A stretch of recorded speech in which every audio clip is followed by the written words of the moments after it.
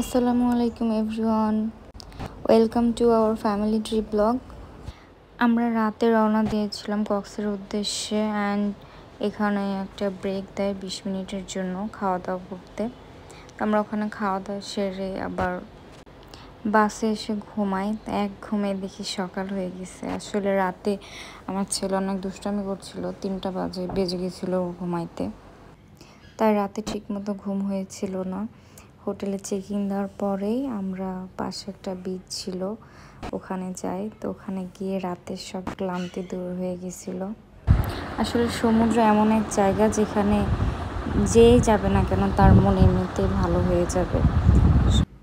এখানে কিছুক্ষণ থাকার পরে আমরা আবার যাই। এখানে ভালোই লাগছিল থাকতে, তারপরও জায়গাটা একটু অপরিষ্কার ছিল, এজন্য বেশিক্ষণ ছিলাম না। আমরা কিছু ছবি টবি তুলে আবার চলে যাচ্ছিলাম। আমার ছেলে আবার ওখানে খুব মজা পাচ্ছিল, আমাকে যে এটা করে এনে দিচ্ছিল, মানে ওখানে যা পাচ্ছিল ওইটাই নিয়ে আসছিল। ও বেশ মজা করছিল, ওর দাদু ওকে সামলাচ্ছিল। এখান থেকে যাওয়ার পর আমরা সবাই ঝটপট রেডি হয়ে একটা চাঁদের গাড়ি বলে সেটাকে, এটা ভাড়া করে আমরা যা যা মোটামুটি ওখানে ঘোরার আছে আশেপাশে সেগুলো সব ঘুরেছিলাম। তো প্রথমে আমরা চলে যাই হিমছড়িতে।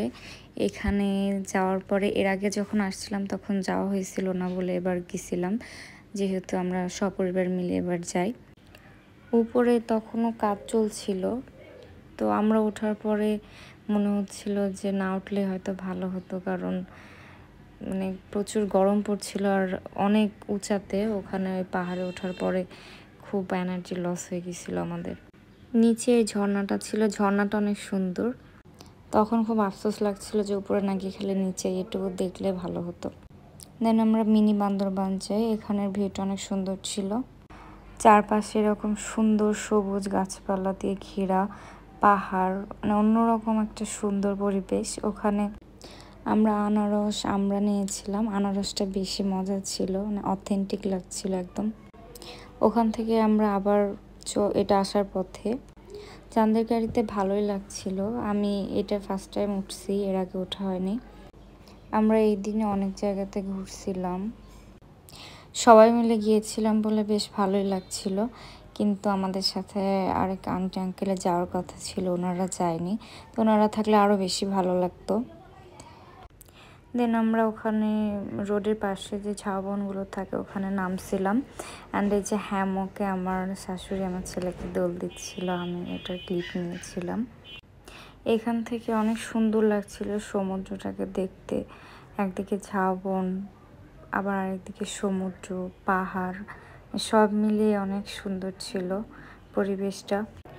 মাশাআল্লাহ, আমার ছেলেটা এমনিতে অনেক চঞ্চল, আবার অনেক দুষ্টুও, মানে ওকে সামলানো খুবই কষ্ট। সবাই মিলে ওকে সামলাতে গিয়ে হিমশিম খাওয়ার অবস্থা।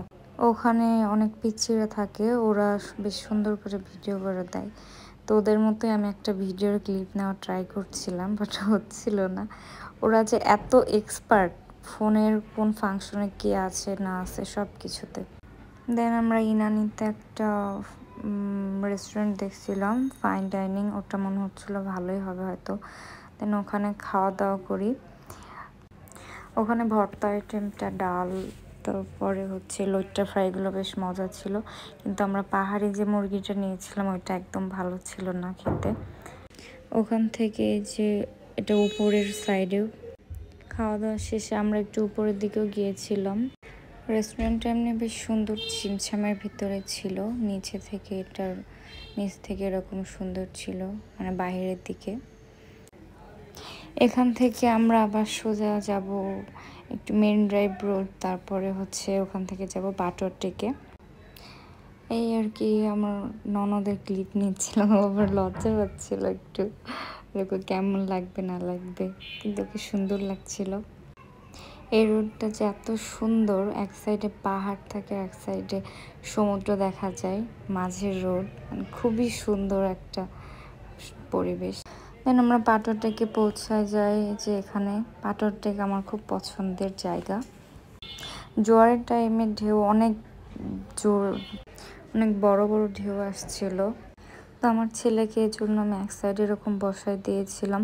এখানে অনেক ছোট ছোট মাছ দেখা যাচ্ছিল। ও আবার এমনি মাছ অনেক পছন্দ করে বলে এখানে এরকম পাদাপাদাপি করছিল আর খেলছিল মাছের সাথে। অনেক সুন্দর ছিল জায়গাটা। এখানে আমরা বেশ কিছুক্ষণ ছিলাম। এখানে একটা ভালোই টাইম যায়। তো এখান থেকে আমরা আবার ইনানিতে গিয়েছিলাম। তো এই আর কি এখানের কিছুটা সৌন্দর্য ক্যামেরা বন্দি করি আমি। আসলে বাস্তবে যেরকম সুন্দর, ক্যামেরাতে কিন্তু ওরকম সৌন্দর্য ক্যাপচার করা যায় না। যখন আপনি এই জায়গাতে যাবেন তখনই কিন্তু এর সৌন্দর্যটা অনুভব করতে পারবেন। এই যে তারপর আমরা ইনানিতে চলে আসি। এখানে উপর থেকে এটা নিয়েছিলাম একটু। গোধূলির এই সময়টা আকাশটা যে এত সুন্দর লাগছিল, আসলে আমি সেই অনুভূতিটা বোঝাতে পারবো না। দেন আমরা এই গাড়িতে করে ইনানিতে একটু ঘুরছিলাম। সেদিন সারা দিনটাই খুব ভালো লাগছিল, কারণ ওয়েদারটা অনেক সুন্দর ছিল। অ্যান্ড এই টাইমটা তো বলার মতোই না, এত যে সুন্দর লাগছিল। তো এখানে আমাদের রাত হয়ে গিয়েছিল, বাসায় যেতে যেতে অনেক বেশি রাত হয়ে গিয়েছিল। আমরা সবাই এখানে অনেক ছবি তুলেছিলাম এবং এই সময়টা একটু উপভোগ করছিলাম সবাই। মাশাআল্লাহ আমার ছেলে অনেক এনজয় করেছিল এই দিন। তো আজ এই পর্যন্তই, এখানে শেষ করছি। আল্লাহ হাফেজ, সবাই ভালো থাকবেন।